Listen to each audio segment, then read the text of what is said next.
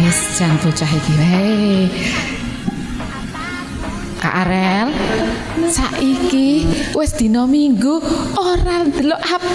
Oh iya, hari Minggu ya. Kita sambut adik-adik dulu kalau iya. gitu. Oh iya, yuk. Kita sapa dulu adik-adik di rumah, Kak Arel. Iya. Halo adik-adik semua. Salam. Shalom, lagi apa sekarang? Udah hari Minggu nih, saatnya apa hari ini? Saatnya kita sekolah minggu. Meskipun online kita tetap semangat. Kita ajak adik-adik ini Kak Arel untuk berjoget. Ayo semuanya. Ayo semuanya kumpul dulu yuk. Berdiri semua kita menyanyi lagu Yesus Kekasih Jiwaku. Mari adik-adik semua ajak mama papanya untuk bersama-sama berjoget dan memuji Tuhan, ya.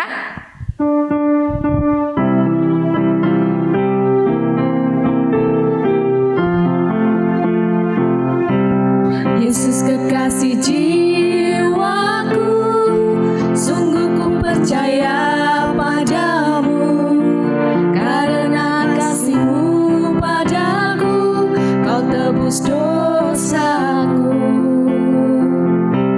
Dari terbitnya matahari dan sampai terbenamnya, ku angkat lagu pujian, tinggikan nama-Mu.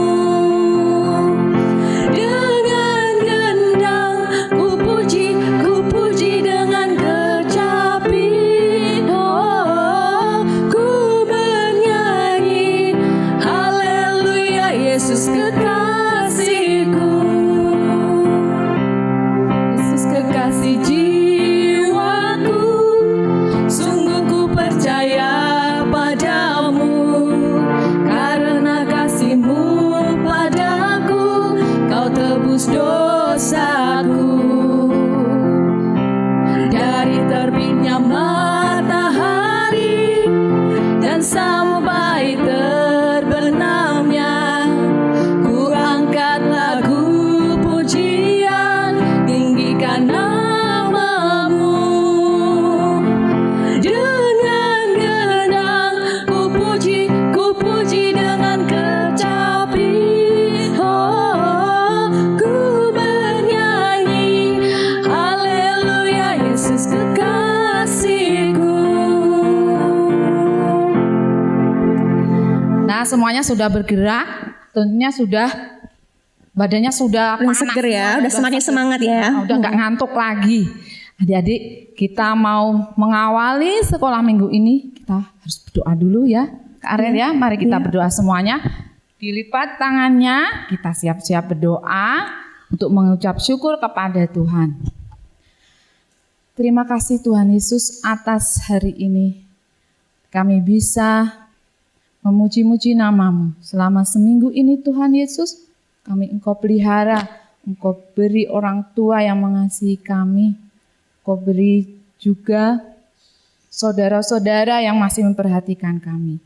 Tuhan, kami mau mendengarkan firman-Mu, mau mengucap syukur untuk bersukacita hari ini bersama teman-teman, walaupun kami tidak bersama-sama mereka di sekolah minggu biasanya Tuhan. Tapi kami mau bersungguh-sungguh mengucap syukur di hari ini. Di dalam nama Tuhan Yesus kami berdoa dan bersyukur. Haleluya. Amin. Amin. Habis ini mau ngapain nih Kak Sari? Tentu saja memuji Tuhan, Kak Arel. Iya. Sebelumnya kita ada lagu lagi. Iya. Adik-adik, Bu Sari mau tanya, apakah hari ini adik-adik merasa sukacita? Sukacita dong, harus sukacita. Bergembira? Bergembira enggak? Bergembira dong, Mas iyalah, Hari. apalagi kita berdua ini harus memberi semangat kepada adik-adik yang ada di rumah ya. Kita mulai adik-adik, kita nyanyi. Adalah sukacita di hati. Yuk. Senyum Sambil gerak ya, biar semakin semangat. Adalah sukacita di hatiku, di hatiku, di hatiku. Adalah sukacita di hatiku, diberikan Tuhanku.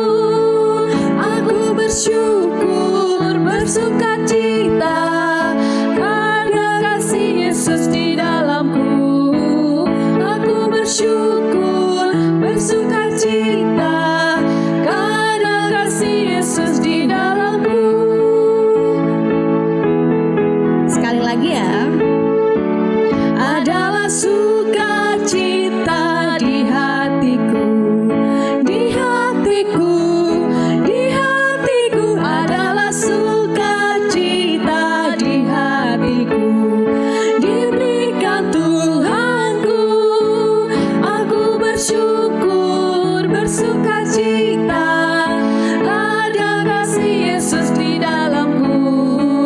Aku bersyukur, bersukacita, ada kasih Yesus di dalamku. Wah, bersyukur, bersukacita ya, Aren. Apalagi meskipun di rumah kita bisa berkumpul dengan keluarga. Di hari Minggu ini kita bisa bernyanyi tentunya ya, adik-adik ya. Hari ini kita mau mempersiapkan diri. Adik-adik, siapa yang mau mendengarkan firman Tuhan hari ini? Siapkan hati kalian ya adik-adik ya. Siapkan hati kalian. Siapa yang mau mendengar? Ayo semuanya duduk. Di depan TV kalian masing-masing ya, di depan HP juga kita siapkan hati, kita nyanyi lagu Mari Masuk, kita mengajak,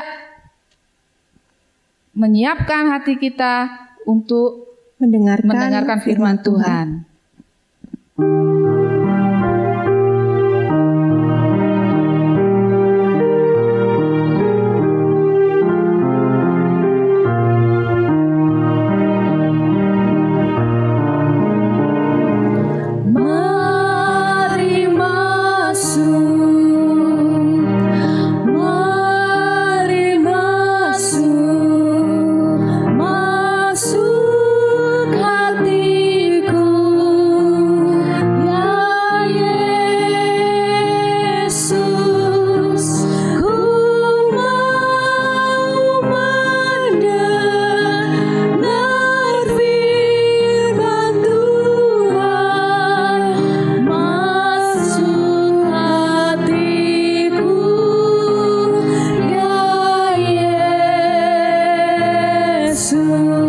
Sekali lagi adik-adik.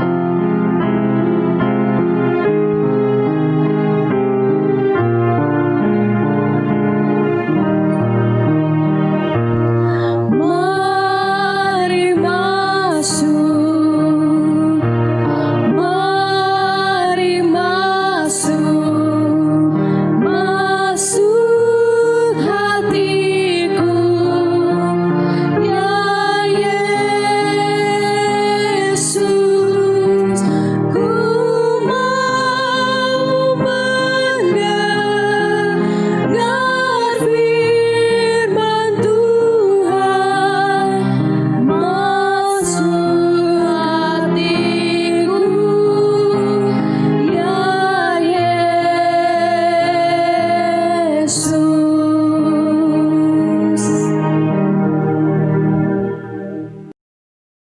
Shalom adik-adik, selamat hari Minggu. Saat ini kita akan bersama-sama mendengarkan firman Tuhan. Tapi sebelum itu kita bersama-sama berdoa dulu ya. Lipat tangan, tutup mata, kita berdoa.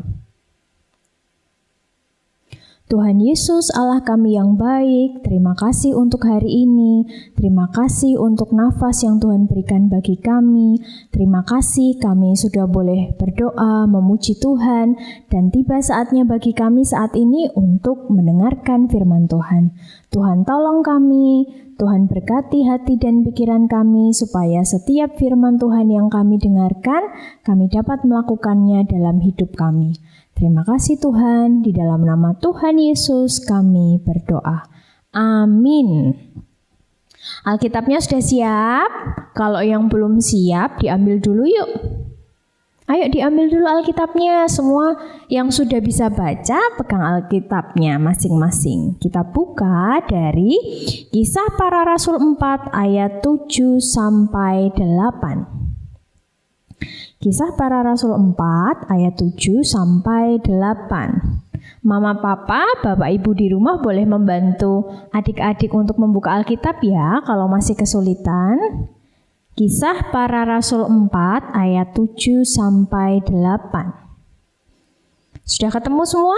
Kalau sudah, kita baca bersama-sama ya, boleh dengan bersuara loh. 1, 2, 3. Lalu Petrus dan Yohanes dihadapkan kepada sidang itu dan mulai diperiksa dengan pertanyaan ini. Dengan kuasa manakah atau dalam nama siapakah kamu bertindak demikian itu?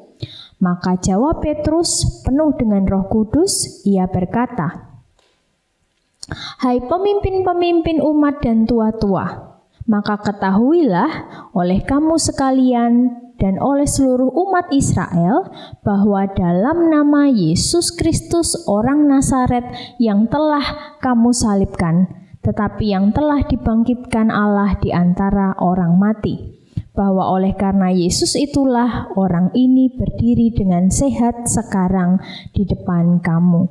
Demikianlah firman Tuhan.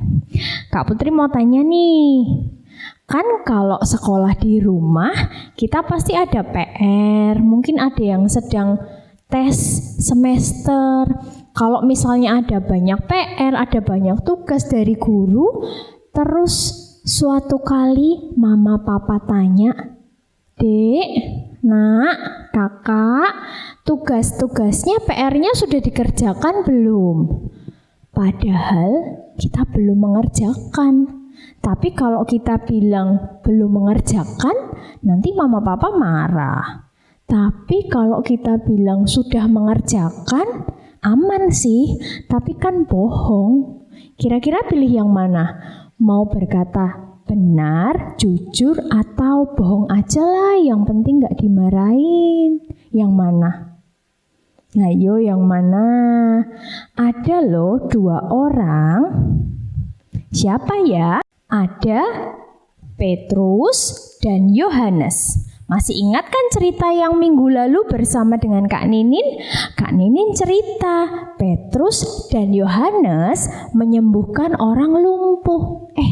Ternyata Petrus dan Yohanes tidak hanya menyembuhkan orang lumpuh, tetapi Petrus dan Yohanes adalah orang-orang yang mau mengatakan kebenaran, mau berkata yang benar. Apa buktinya? Setelah mereka menerima Roh Kudus, mereka mendapatkan kuasa Roh Kudus, mereka tidak hanya bisa menyembuhkan orang lumpuh dalam nama Tuhan Yesus, tetapi mereka memberitakan firman, memberitakan kebenaran. Mereka berkata kepada banyak orang, "Percayalah kepada Tuhan Yesus. Tuhan Yesus adalah juru selamat. Percaya pada Tuhan Yesus, bertobat, dan milikilah hidup yang baru. Jangan berbuat jahat lagi, jangan berbuat dosa lagi, jangan berkata yang tidak jujur, berbuat baik, menjadi orang yang baik, menjadi orang yang berani berkata yang benar dan jujur." Begitu kata mereka. Mereka mengatakan ini kepada banyak orang, memberitakan kebenaran, memberitakan tentang Tuhan Yesus yang sudah rela mati dan juga bangkit bagi semua orang.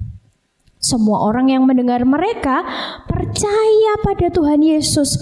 Banyak sekali orang yang percaya pada Tuhan Yesus meminta dibaptis untuk menjadi pengikut Tuhan Yesus. Coba tebak kira-kira ada berapa orang yang bertobat? 1, 2, 3, berapa? 7? 10, 20? Salah semuanya. Ternyata yang bertobat karena Petrus dan Yohanes sudah memberitakan Injil dengan karya Roh Kudus ada 5.000 orang. 5.000. Banyak sekali yang percaya pada Tuhan Yesus. Tapi ada imam Yahudi. Lihat mukanya. Mukanya sangat mukanya tidak bahagia, mukanya tidak senang. Kenapa?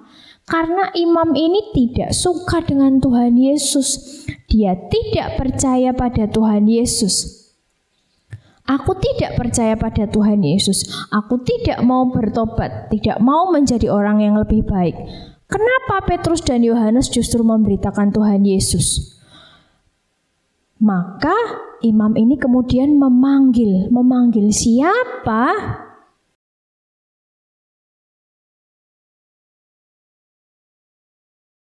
Prajurit, siap. Begitu katanya. Aku membutuhkan bantuanmu. Membutuhkan bantuan apa, imam? Aku meminta kalian ikut aku, lalu menangkap Petrus dan Yohanes yang sudah mengatakan kebenaran tentang Tuhan Yesus. Ayo ikut aku, kita tangkap Petrus dan Yohanes. Oh, baik, begitu kata prajuritnya. Maka imam dan prajurit-prajurit kemudian mendatangi siapa? Petrus dan Yohanes. Petrus dan Yohanes yang sedang bercerita tentang Tuhan Yesus ditangkap oleh tentara, oleh prajurit bersama dengan imam. Mereka kemudian ditangkap. Kenapa kami ditangkap? Ikut dengan kami. Kamu tidak boleh memberitakan tentang Tuhan Yesus. Mereka dipaksa untuk ikut dengan imam dan juga dengan prajurit. Mereka ditangkap. Petrus dan Yohanes yang sedang memberitakan tentang Tuhan Yesus kemudian ditangkap oleh para prajurit ini dan dimasukkan ke dalam penjara. Oh, sedih sekali. Padahal mereka berkata hal yang baik, berkata hal yang benar, mengajak orang untuk menjadi lebih baik, tapi mereka justru ditangkap. Sampai di sana, Petrus dan Yohanes kemudian diadili oleh imam. Para imam tentu sangat ingin Petrus dan Yohanes dihukum di penjara supaya mereka tidak bisa lagi memberitakan tentang Tuhan Yesus. Imam ini kemudian mengatakan, kalian tidak boleh lagi memberitakan tentang Tuhan Yesus. Masih ingat kan minggu lalu Kak Ninin cerita Petrus dan Yohanes menyembuhkan orang lumpuh. Kemudian imam ini bertanya kepada Petrus dan Yohanes, "Hei, Petrus dan Yohanes, dengan kuasa dari mana?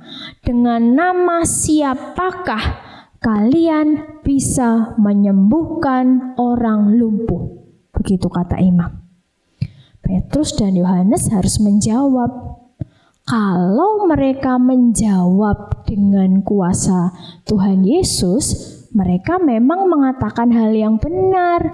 Tapi kalau mereka mengatakan hal yang benar, karena imam ini tidak suka dengan Tuhan Yesus, mereka bisa masuk penjara kalau mereka berkata yang benar. Tapi kalau mereka tidak mengatakan hal yang benar, yang berbohong, ada kemungkinan mereka bisa selamat. Lalu kira-kira Petrus dan Yohanes milih berbohong atau berkata yang benar ya? Tentu saja mereka memilih berkata yang benar. Dengan berani Petrus mengatakan kepada imam, "Kami menyembuhkan orang, kami memberitakan firman dengan nama Tuhan Yesus, orang yang sudah kamu salibkan, tetapi juga orang yang sudah bangkit itu. Kami memberitakan, kami menyembuhkan di dalam nama Tuhan Yesus." Apakah itu membuat imam marah? Tentu saja. Imam sangat tidak suka dengan Tuhan Yesus. Dia tidak suka kebenaran. Dia tidak mau menjadi orang yang lebih baik. Tetapi Petrus dan Yohanes berani mengatakan hal yang benar. Mereka memilih untuk mengatakan hal yang benar, walaupun ada kemungkinan mereka akan mendapat hukuman. Lalu para imam menjadi bingung. Bagaimana ini? Apakah aku harus memenjarakan mereka atau tidak? Jikalau mereka dipenjara, ada banyak orang, tadi berapa? 5.000 orang yang mau dibaptis dan mengikut Yesus. Nanti bagaimana jika orang-orang itu marah? Tapi jika Petrus dan Yohanes dilepaskan, bagaimana mereka akan terus memberitakan tentang Tuhan Yesus dan memberitakan kebenaran? Akhirnya karena imam-imam ini takut dimarahi orang-orang banyak, maka mereka memutuskan untuk melepaskan Petrus dan Yohanes. Petrus dan Yohanes pada akhirnya lepas dari penjara. Mereka tidak dihukum. Mereka bersuka cita. Terima kasih Tuhan, kami memilih untuk mengatakan kebenaran, berkata jujur. Memiliki Roh Kudus di dalam hati berarti harus berani mengatakan tentang kebenaran. Sama seperti pertanyaan Kak Putri di awal tadi. Kira-kira kalau kita ditanya, sudah mengerjakan PR belum? Kita belum mengerjakan. Kalau bilang belum nanti dimarahi. Kalau bilang sudah tapi kok belum. Jadi harus pilih yang mana? Kalau seperti Petrus dan Yohanes, berarti kita berani memilih harus berkata dengan jujur. Kan kita sudah bersama-sama merayakan Pentakosta. Roh Kudus yang turun di dalam hati kita. Roh Kudus membuat Petrus dan Yohanes berani berkata yang benar, berani berkata yang jujur. Demikian juga kita. Kalau kita punya Roh Kudus di dalam hati kita, harus berani berkata yang benar, harus berani berkata yang jujur. Ketika ditanya sesuatu, katakan dengan benar, katakan dengan jujur. Siap untuk menjadi anak yang mau jujur seperti Petrus dan Yohanes? Siap? Mulai sekarang kita mau jadi anak yang lebih jujur ya. Jika kita pernah menyimpan kesalahan atau kita pernah berbohong, kita mau mengakui di hadapan Tuhan. Kita mau bertobat dan mau menjadi anak yang lebih baik karena Roh Kudus membuat kita berkata dengan jujur. Demikian cerita hari ini. Kiranya Tuhan memberkati kita dan kita bisa melakukannya dalam hidup kita setiap hari. Sampai jumpa lagi. Tuhan Yesus memberkati. Gimana adik-adik? Tadi sudah mendengar firman Tuhan? Gimana ceritanya? Kalian sudah menyimak semuanya? Kalian harus menjadi anak yang taat ya adik-adik. Dan jujur ya. Ya, jadi anak yang taat dan jujur. Mari kita tutup firman ini dengan doa ya. Ya. Kak Aurel, kita tutup dengan doa. Ya, yuk kita doa menutup. Kita lipat tangan. Mari berdoa. Ya Tuhan Yesus, terima kasih Engkau telah sertai ibadah kami dari awal pertengahan hingga akhir ya Bapa. Kami sudah memuji dan memuliakan nama-Mu. Kami juga sudah mendengarkan firman-Mu ya Bapa. Biarlah itu semua dapat menyenangkan hati-Mu ya Bapa dan dapat menjadi persembahan terbaik bagi-Mu. Ya Bapa, terima kasih atas penyertaan-Mu untuk sepanjang hidup kami. Doa yang jauh dari sempurna ini hanya kami panjatkan kepadamu. Dalam nama Tuhan Yesus kami berdoa. Amin. Amin. Oke, walaupun ibadah udah berakhir, kita harus tetap semangat ya. Ya. Kita mau nyanyi satu lagu lagi nih. Lagunya Kerja Buat Tuhan.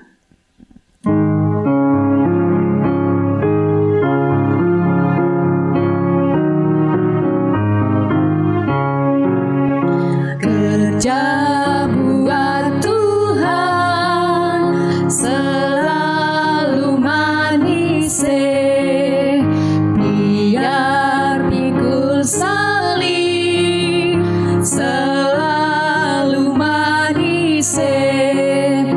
Ayo kerja buat Tuhan, sungguh senang-senangnya dipanggil Tuhan selalu manis.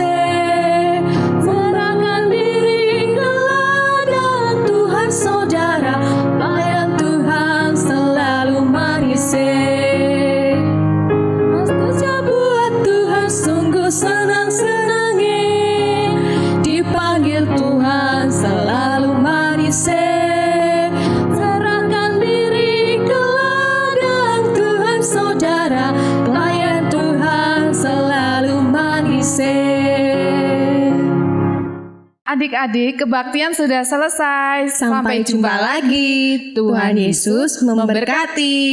Dah.